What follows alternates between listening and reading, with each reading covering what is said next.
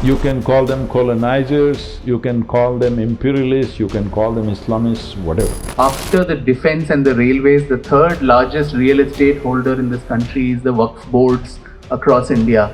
75% of New Delhi is supposed to be WAQF property, where even the Delhi High Court, the central vista is allegedly under WAQF. Are they paying the rent at least? I don't think so. Allegedly in Mumbai, even Mukesh Ambani's house is WAQF property. So at any point… It's okay, he will manage it. He can manage. But I am worried about the High Court. People wanted these things to be separate. So this hollowness has come into this generation. There is no strength of civilization in them. So you must understand, first of all, Bharat cannot be any other way.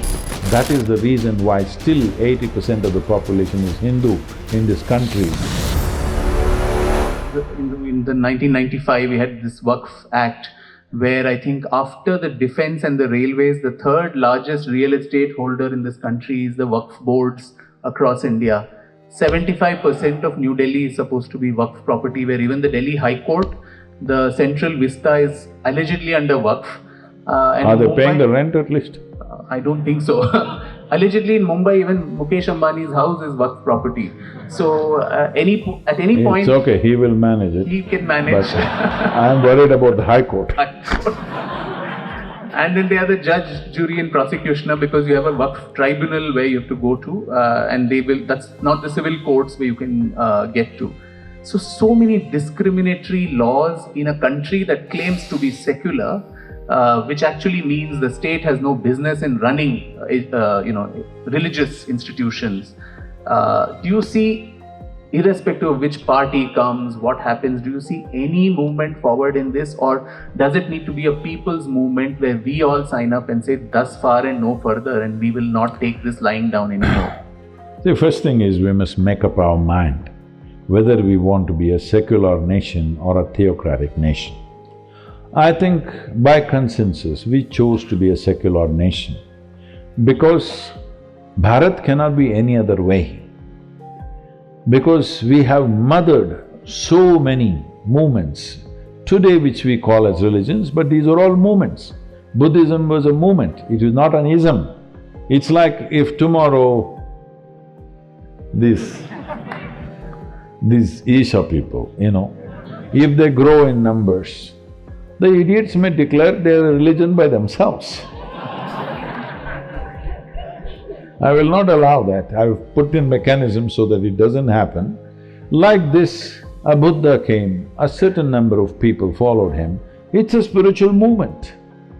But somebody else from outside comes and labels it as ism.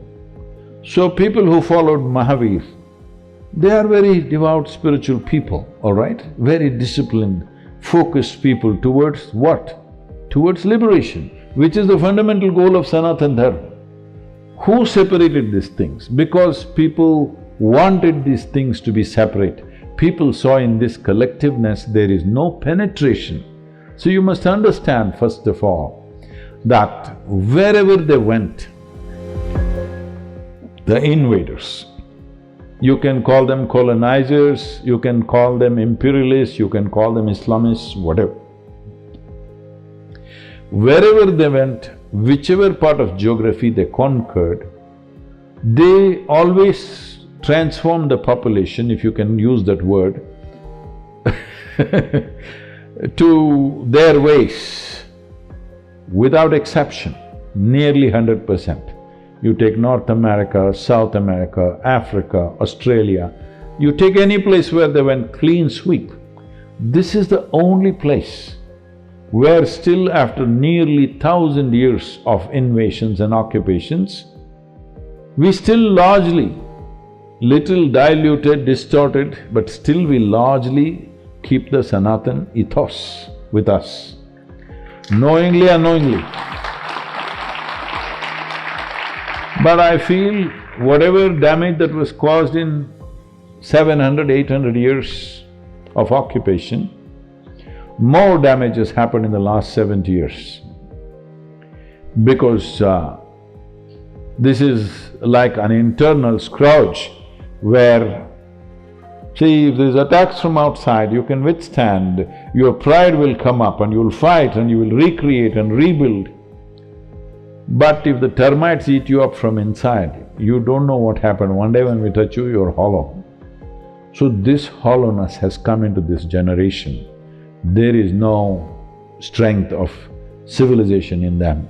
Their aspiration is to go somewhere because some other civilization seems to be more successful. Though when people did not know what is industry, we had industry. When people, some of the Dutch East India Company people are among themselves writing letters to each other. They are saying that if you want to learn anything about business, you must go to Gujarat in India. These people have made a science out of trade and business. Since then, so it's not new now. Not new.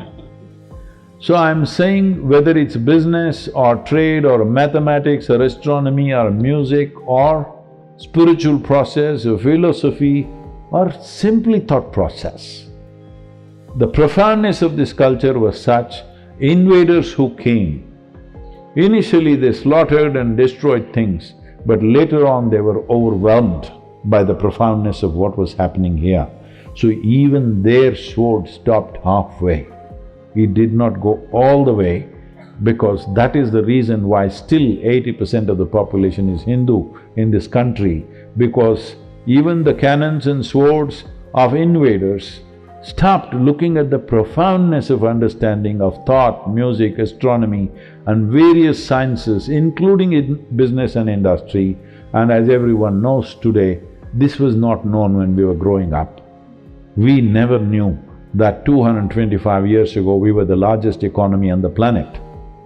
When we were 16, 17, we were all wanting to go to America. Yes, genuinely.